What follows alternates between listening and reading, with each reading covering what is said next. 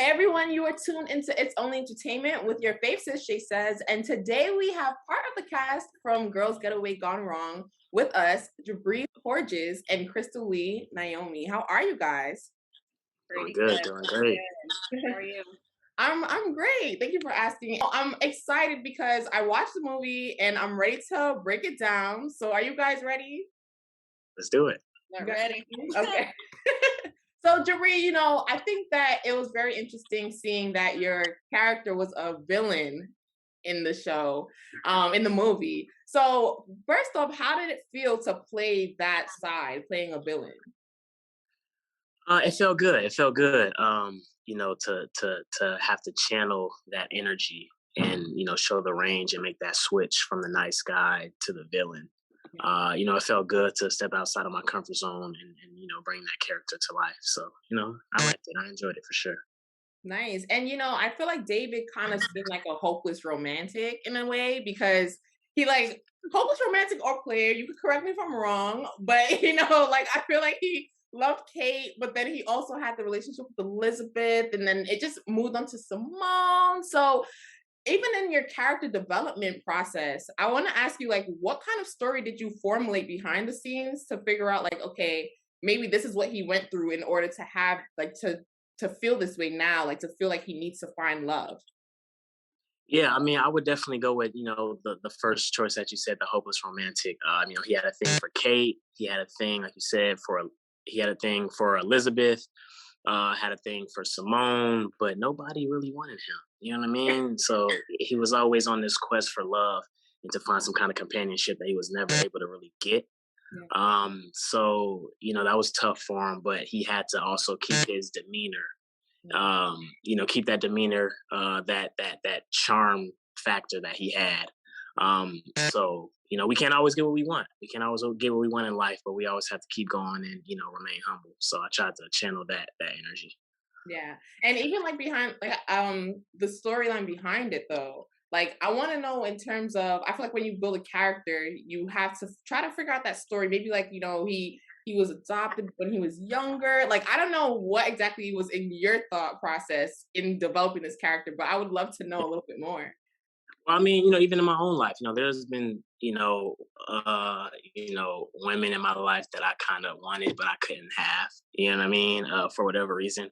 I definitely was able to pull from that personal experience to kind of bring into, the character of David and, just channel that energy and, just bring that aspect to life.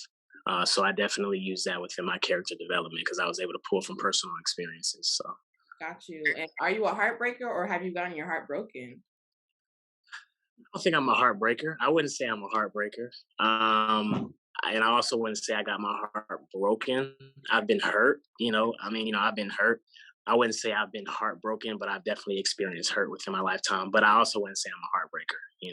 Got you. Got So. you. All right. And is there anyone like are you dating right now, for the ladies who are interested? So I'm single. I'm currently single. I mean, my eyes are open. My eyes are open. I wouldn't say I'm currently dating at the moment, but I am single. So Got you. Okay, ladies, you heard it here. Be a single. So Crystal, I think that it was really interesting, even just seeing your character as Simone. The movie kind of showcased a tight sister bond between you, Parker, and Bailey. But you also played Jasmine on the BT series Sister as well. So did you see any similarities or differences between the sisterhood within this film and within the one on Sisters? It's funny because it was funny how I was thinking about when you asked Jibre how it was different for him to kind of play the villain versus his previous kind of, I guess, good guy roles. And I was like, oh, I'm the opposite. I'm used to being the villain. I low key thought that I was going to be the villain in this movie. But when I first got the script, I was like, it's me again. And, and it was Jibre. I was like, oh, thank God it's you, my friend. But as far as like the bond with sisters, I think yeah, totally similar. Like three best friends and the sisters on sisters, four now five, all best friends and all like bringing what they bring to the the friendship and the relationship. So it was actually really cute, I thought, to have my sister's moment rather than like the villain. So yeah, definitely similarities and really cute. I enjoyed it. Yeah, I actually love it as well. And I think that it's kind of interesting the way that this the film is, because it kind of centers around social media as well. I think one of my favorite lines, and I actually, even though it was a very like serious moment, I had to laugh about it, was Jibre when he was like telling Simone, "You didn't follow me You on didn't even follow me. Oh, he was mad. I David knew was mad. it. I Big knew mad. it. He was big mad." Oh, he was mad. And I just had to laugh about it because I was like, wow, like, some people really do get really hurt by that. And it really it does impact them. And I think that in this film, you guys kind of showed how much of a big impact social media has on society and on the world. But I wanted to ask, like, what do you believe the lesson or message about social media was for the audience to grasp? Like, what do you guys want the audience to grasp from that? Yeah, Crystal, you take that because a lot of your character was, based around that. So Okay. What do I want people to take from it?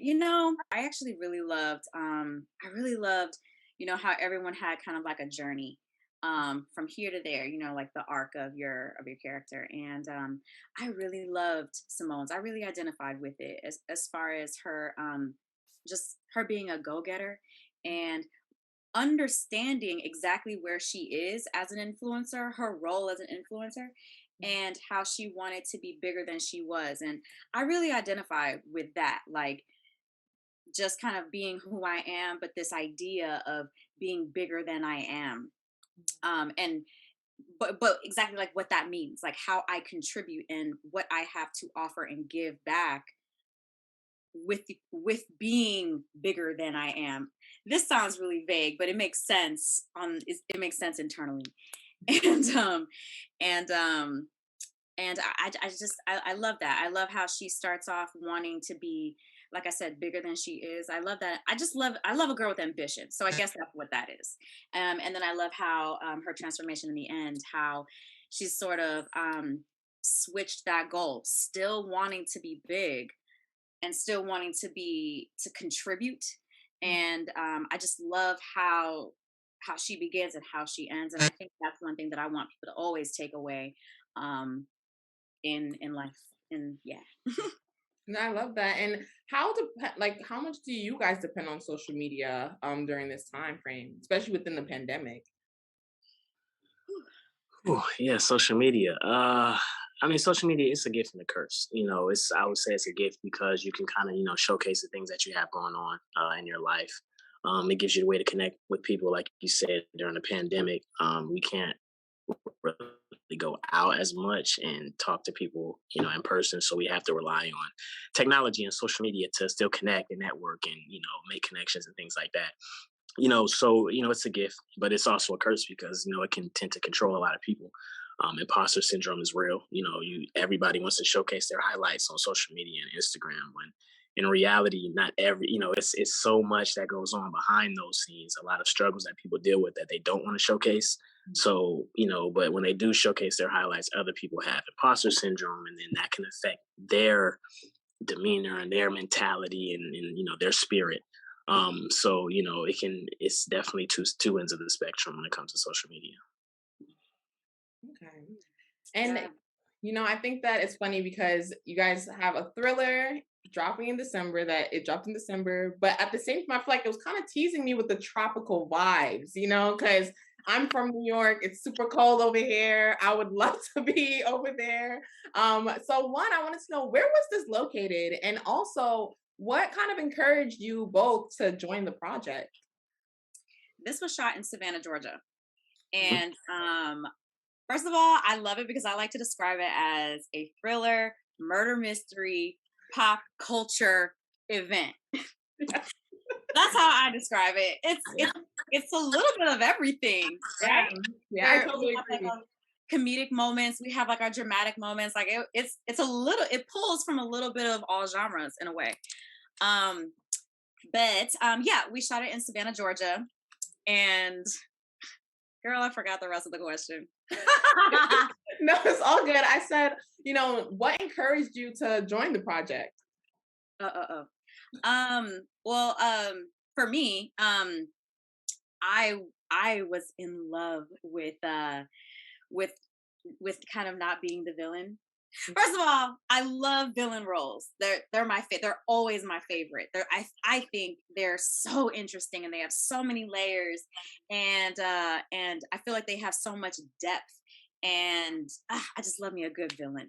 But I also, you know what I mean. I want to have some range as well. So I liked the idea of like being like in a little sisterhood and like having like my friends and like we're ride or die. And I really loved that. I fell in love with that for real. And Simone's whole transformation, I love that. Yeah. What about you, Jibre? For myself, yeah. As soon as I read the script, like I was like, yeah, like I have to be a part of this project. Like I have to help bring it to life. The story was amazing. You know, it was amazing. A lot of people think so as well. People who have watched it have given us great feedback. But yeah, it was super dope. The storyline. I love the character of David.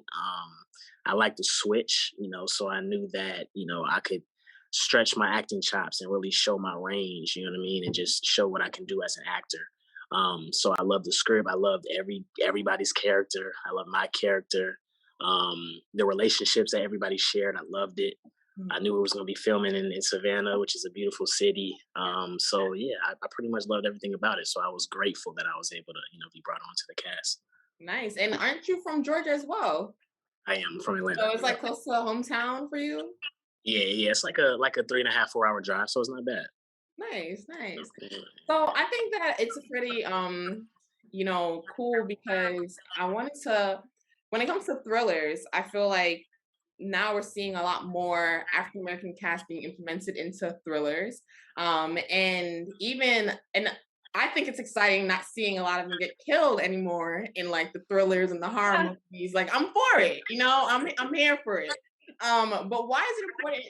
Well, why do you guys think it's important to see that? And what do you think it means for the future of thriller films?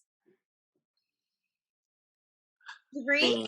Yeah, I mean, it means everything to me. I'm all about diversity and inclusion. You know what I mean? Seeing people that look like us on the screen. Like it started with like Black Panther. You know what I'm saying? That inspired so many people in the Black and brown community just to see people like us being played in a positive light. You know what I mean? Because thriller is, I mean, there's positivity linked in thrillers. It's not always negative. Right. You know what I mean? Like seeing our people in a negative light being shown on TV and film, I'm not really a fan of. But when we can, create a story where we can see ourselves in a positive light, whether it's drama, thriller, comedy, the whole nine, I can definitely appreciate. So I think that's big for the future, because we can continue to, ride this trend and continue to see people like us on screen in any kind of genre. So I can appreciate it for sure. If I can just add on to that, Of course. we, ethnicity, like different ethnicities and minorities, we have a lot to contribute. We contribute to this country in major ways. And so our stories matter. And so I think it means everything for us to be in these roles, be seen in these different lights, because we have layers just as any other, you know what I mean, as just as much as anyone else. And I think that it says our stories matter. And I think that it adds to the conversation.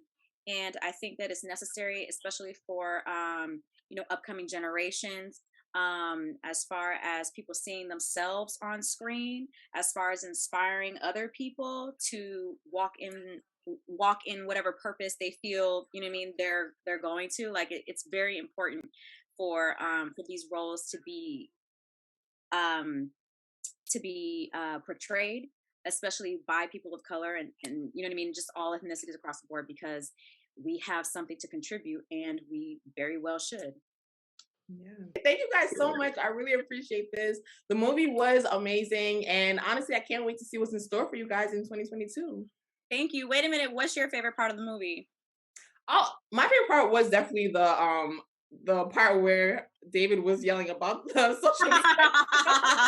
Honestly, like I had to scroll back because at first I was like, is he serious? Like I was like, is he really serious? But I think my other favorite part as well was more towards the ending as well, where Simone was drugged, and then David also caught his friend. I forgot his name. His name is slipping out of my mind right now. Eddie. Oh, Yes, Eddie. When he brought him, Eddie, I yeah. was like, David was shooting in the gym before he got here because he's a tall man. Like he's a tall dude, you know, like. So that was like two of my favorite parts of the scene, the movie so far. I love filming that part. And Jibre knows, Yes. like, when the camera wasn't on me, I was cracking up. Like, I Yeah. felt so bad. I was like, God, I hope they don't see me laughing because then they might break character. Good God, don't look at me. But Yeah. I was cracking up. It was so fun to kind of be in, kind of like be knocked out in the, but as they're doing the thing, it was hilarious. No, I I loved it. definitely love Yeah. that.